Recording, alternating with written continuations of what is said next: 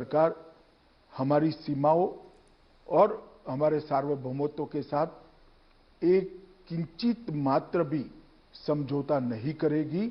हम इसके रक्षा के लिए अडिग खड़े रहेंगे। क्या आप चाइना से आप डिसअपॉइंटेड हैं? क्योंकि चाइना से बातचीत पिछले कुछ सालों से चल रही है। 2 बार प्रधानमंत्री मोदी जी की भी बात हो चुकी है। मेहमान नवाजी में कोई कमी नहीं रही है। फिर इस तरह का उनका रवैया क्यों? देखिए, मैंने कहा ना, अभी डिप्लोमेटिक स्तर पर और सेना के स्तर पर, दोनों स्तर पर बातचीत हो रही, मगर किसी से हमें डिसअपॉइंट होने की जरूरत नहीं है। हमारी नीति अफर है, अडिग है कि हमारी सीमाओं का ना कोई उल्लंघन कर सकता है, ना हमारे सार्वभौमत्व पर कोई सवालिया निशान लगा सकता है। इसके साथ कोई कॉम्प्रोमाइज नहीं होगा। और डिसअपॉइंटमेंट तो तब होता है जब विफलता मिलती है। विफलता मिलने की कोई संभावना नहीं। मैं पाकिस्तान की ओर भी जरा सा देखना चाहूँगा। इमरान खान के ट्वीट इधर बीच जो आए हैं, हिंदुत्व सुप्रीमेसिस्ट मोदी बोला है और बोला है कि Pakistan is threatened with false flag operation. इस बात को आप कैसे देखते हैं? और आप ये कैसे देखते हैं कि नेपाल, चाइना और पाकिस्तान तीनों ही इस वक्त भारत के विरोध में है? देखिए, अभी सब अपने अपने यहां कोरोना के संकट में हैं, मगर आप एक बात मैंने आगे जो कहा वो समझ लीजिए। हमारी सीमाओं की सुरक्षा के लिए ये सरकार कृतनिश्चयी है। और जहां तक फॉल्स फ्लैग ऑपरेशन का सवाल है, हमने कभी किसी की सीमाओं का उल्लंघन नहीं किया है।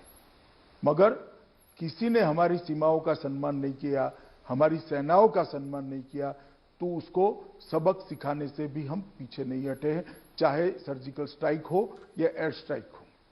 ये हमारा रिकॉर्ड दुनिया के सामने अब प्रस्थापित हो चुका है और हमारी रक्षा नीति भी अब व्याख्यायित हो चुकी है। कोरोना के मामले में अमित जी, पॉलिटिकल गर्मी भी बहुत है। ये पॉलिटिकल मुद्दा भी अपने आप में बन चुका है। सबसे पहले मैं आपसे ये जानना चाहूँगा कि ये कोरोना वायरस के स्प्रेड में आप तबलीगी जमात का कितना बड़ा हाथ मानते हैं? और मौलाना साद कहाँ हैं? ये कहाँ हैं और इनको हम लोग ढूंढ क्यों नहीं पा रहे हैं? देखिए, मैं अब कहता हूं, अभी हमारी प्रायोरिटी कोरोना के खिलाफ लड़ाई है। और जिन्होंने भी कानून को तोड़ा है, जिन्होंने भी देश के नियमों को तोड़ा है, वो किसी को हम बख्शेंगे नहीं। मैं देश की जनता को आश्वस्त करना चाहता हूं। लोग कहते हैं कि जहां तक पूरे देश की नज़र कोरोना पे थी, आप बहुत बड़ा एक रोल उस पर आप अदा कर रहे हैं। आप MHA पूरा एक नज़र रखे हुए हैं पूरे देश में। इसके बीच में भी आप मौका नहीं चुके और मध्य प्रदेश में आपने जो है सरकार बदल दी। ये ज्योतिरादित्य सिंधिया कू आपने कैसे किया? मैंने नहीं किया है। कांग्रेस के अंदर नेतृत्व के प्रति श्रद्धा कम होने के कारण कू हुआ है। देखिए, मध्य प्रदेश में कांग्रेस की सरकार थी। इसको बचाने की जिम्मेदारी मेरी कैसे हो सकती है? इसको बचाने की जिम्मेदारी सोनिया जी और राहुल जी की है। उनके यहां से इनके इतने बड़े नेता नाराज होकर इस्तीफे देकर निकल गए। इतना बड़ा ग्रुप निकल गया और किसी ने दल बदल नहीं करा है। सबने इस्तीफे दिए हैं और बाद में भारतीय जनता पार्टी ज्वाइन करिए। अब मध्य प्रदेश की जनता तय करेगी इनका फैसला सही था या गलत था। मगर मैं स्पष्ट कर दूं, ये लॉकडाउन होने के पहले हुआ है। महाराष्ट्र में भी इस तरह की बातें चलती रहती हैं कि किसी न किसी दिन इस सरकार को डिस्टेबलाइज करने की जो है एक ऑपोजिशन का हरदम वो रहा है कि जो है भारतीय जनता पार्टी डिस्टेबलाइज करने की कोशिश कर रही है। भारतीय जनता पार्टी ने भी अपना अटैक काफ़ी बढ़ाया इधर बीच। कोरोना में महाराष्ट्र, आपको पता है, आंकड़े काफ़ी जैसा दिखा रहे हैं, एक काफ़ी गंभीर स्थिति बनी हुई है। तो क्या आपको लगता है वहाँ पर भी भारतीय जनता पार्टी का NCP से वापस बातचीत शुरू हो सकती है? वहाँ पे भी कुछ इस तरह की एक प्रतिक्रिया बन सकती है? आपने कहा जनता की बात, आपने कही कि जनता अगर नाखुश हो तो सत्ता। जी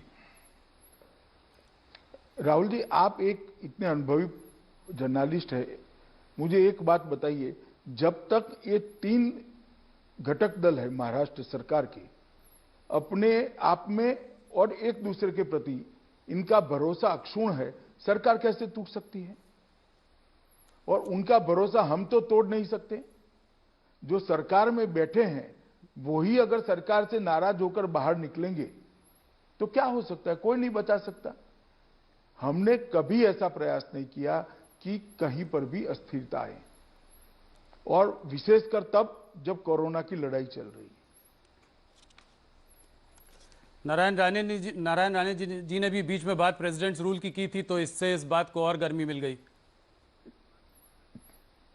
नहीं, वो बयान तो दे ही सकते हैं, वो सांसद हैं, तो बयान देने में उनको कौन रोक सकता है? उनका भी वाणी स्वतंत्रता का अधिकार है।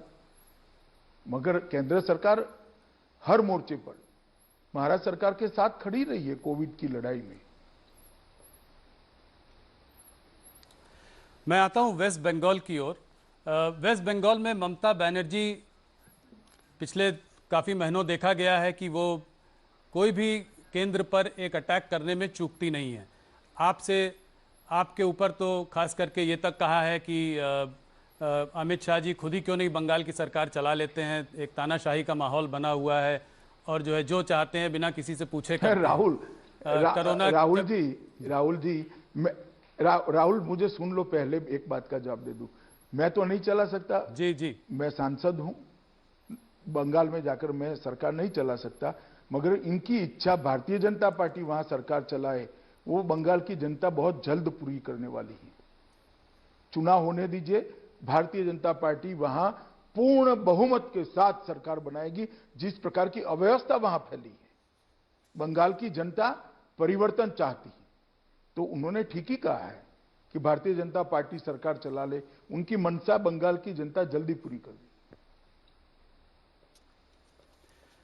बीच में अभी कोरोना वायरस को लेकर भी उन्होंने कहा, जो ट्रेन जा रही थी माइग्रेंट्स को लेकर, उन्होंने कहा कि ये एक पॉलिटिकल कंस्पिरेसी है। उन्होंने कहा कि ये जो है क्या कहते हैं, कोरोना एक्सप्रेस बोला उसको। तो इस सब को आप कैसे देखते हैं? ये वेस्ट बंगाल से सेंटर की जो लड़ाई है ये बढ़ती ही जा रही है, या दरार जो है और गहरी होती जा रही है?